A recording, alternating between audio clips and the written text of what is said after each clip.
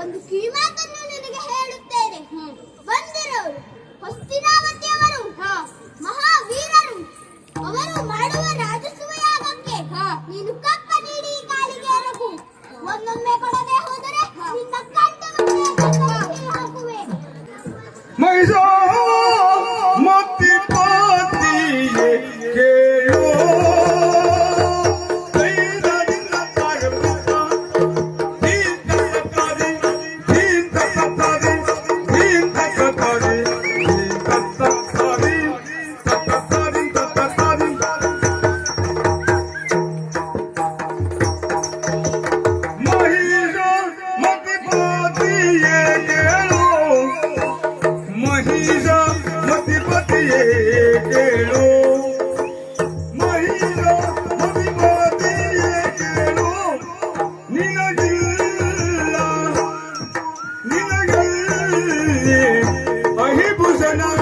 ಯೋಗ್ಯತೆಗಳು ನಿನಗಲ್ಲಿ ನಿನಗಲ್ಲಿ ನಿನಗಲ್ಲಿ ಅಹಿಭೂಷಣ ಯೋಗ್ಯತೆಗಳು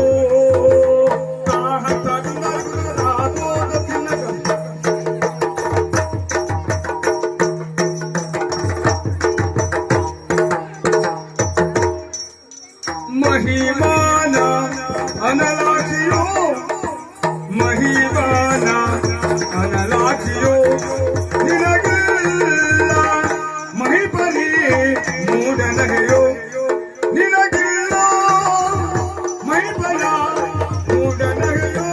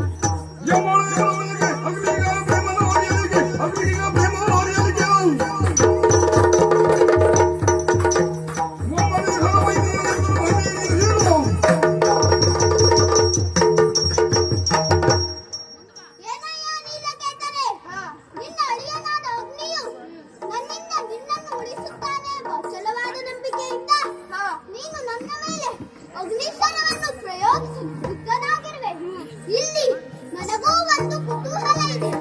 ಅದೇನೆಂದರೆ ಅಗ್ನಿಯಿಂದ ಹುಟ್ಟಿದವ ನಾನು. ನನಗೆ ಎಂದು ಅಪಾಯ ತರಲಾರ. ಯಾವ ತಂದೆ ಮಗನಿಗೆ ದ್ರೋಹ ಎಸಗಬಹುದು ಹೇಳು?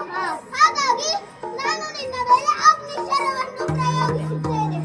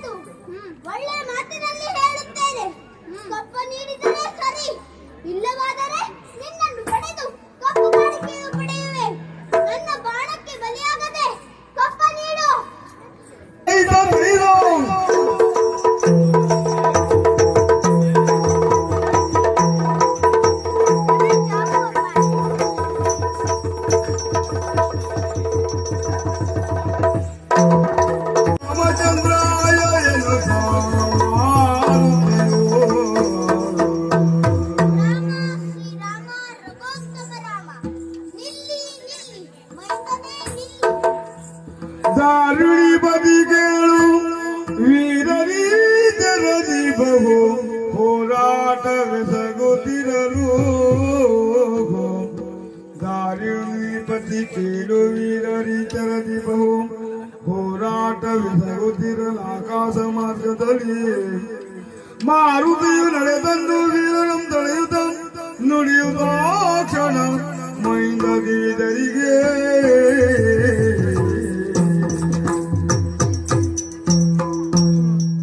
ನಿಲ್ಲಿ ನಿಲ್ಲಿ ಈ ರೀತಿ ನೀವು ಯುದ್ಧಗೈಯುವುದು ಸರಿಯಲ್ಲ ನೀವಿಬ್ಬರೂ ವೀರರು ಆದರೆ ಯುದ್ಧಗೈಯುವುದು ಸರಿಯಲ್ಲ ಅಯ್ಯ ಮೈಂದನೆ ಈ ವೀರ ಸಹದೇವನಲ್ಲಿ ಈ ರೀತಿ ನೀವು ಯುದ್ಧಗೈಯುವುದು ಸಮಂಜಸವಲ್ಲ ಯಾಕೆ ಹೋರಾಟ ನಿಲ್ಲಿಸಬೇಕೆಂದು ಹೇಳಿದೆನೆಂದರೆ ಅದಕ್ಕೊಂದು ಬಲವಾದ ಕಾರಣವಿದೆ ಹೋರಾಟವೆಸಗದಿರು ಶ್ರೀರಾಮನಿ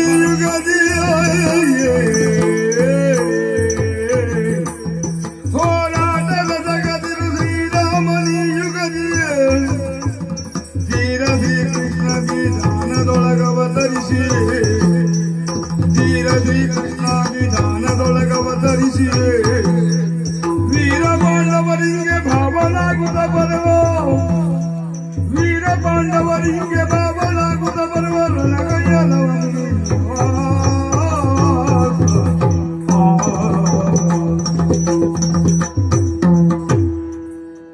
ಮೈಂದನೆ ನಮ್ಮ ದೇವ ಶ್ರೀರಾಮಚಂದ್ರ ಈ ಯುಗದಲ್ಲಿ ಶ್ರೀಕೃಷ್ಣನಾಗಿ ಅವತಾರ ಎತ್ತಿದ್ದಾನೆ ಪಾಂಡವರ ಪಾಲಿಗೆ ಭಾವನು ದೇವನು ಆಗಿದ್ದಾನೆ ಹಾಗಾಗಿ ನೀನು ನಮ್ಮ ದೇವನ ಬಂಧುವಾದ ಇವರಲ್ಲಿ ಕಾಳಗೈಸಗಿದ್ದರೆ ನಮ್ಮ ದೇವ ನಮ್ಮ ಮೇಲೆ ಕೋಪಿಸುವನು ಹಾಗಾಗಿ ಬಂದ ಈ ವೀರ ಸಹದೇವನಿಗೆ ಕಪ್ಪ ನೀಡಿ ಸತ್ಕರಿಸಿ ನಮ್ಮ ದೇವನ ಪ್ರೀತಿಗೆ ಪಾತ್ರನಾಗು ನಾನಿನ್ನು ಹೊರಡುತ್ತೇನೆ ರಾಮಾಯ ರಾಮಭದ್ರಾಯ ರಾಮ